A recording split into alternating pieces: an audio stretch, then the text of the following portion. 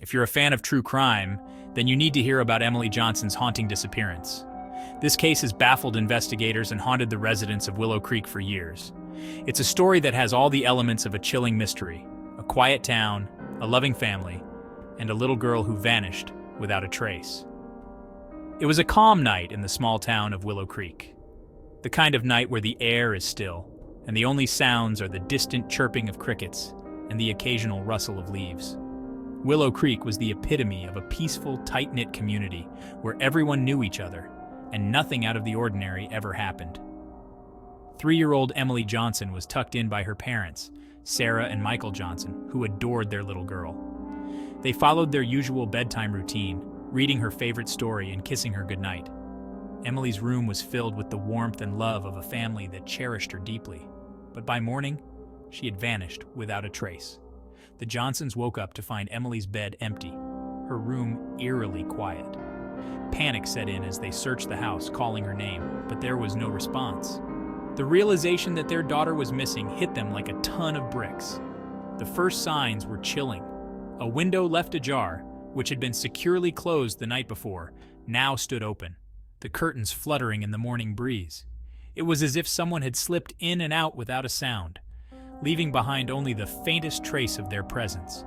A muddy footprint just outside, partially obscured by the morning dew, suggested that someone had indeed been there.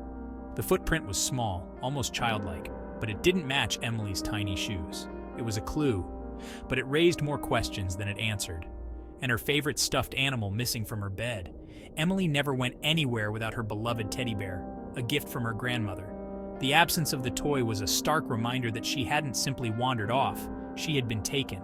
Neighbors recalled strange occurrences that night. Some mentioned hearing unusual sounds, while others noticed unfamiliar cars driving through the neighborhood. The peaceful facade of Willow Creek was shattered as fear and suspicion took hold. Mr. Thompson, the quiet man next door, seemed unusually tense. He had always been a bit of a recluse, but now his behavior was drawing attention. He claimed to have seen nothing, but his nervous demeanor made people wonder if he knew more than he was letting on. The Smith family heard noises in the night but dismissed them as the wind. They had no idea that those sounds could have been the key to understanding what happened to Emily. It was a detail that would haunt them for years to come. Despite frantic searches and flashing police lights, Emily was nowhere to be found. The police combed through every inch of the town, questioning residents and following up on leads, but each one led to a dead end. The sense of urgency was palpable, but so was the growing despair. The community gathered, holding candlelight vigils, their faces etched with concern and hope. They prayed for Emily's safe return, their hearts heavy with the weight of the unknown. The vigils became a nightly ritual, a way for the town to come together and support the Johnson family. Days turned into weeks, weeks into months, and months into years, but no solid leads ever emerged.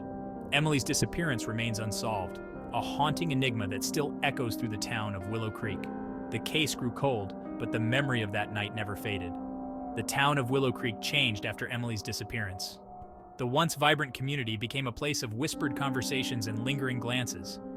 Missing child posters faded and peeled, but the hope of finding Emily never truly died. Have you seen Emily? #FindEmily.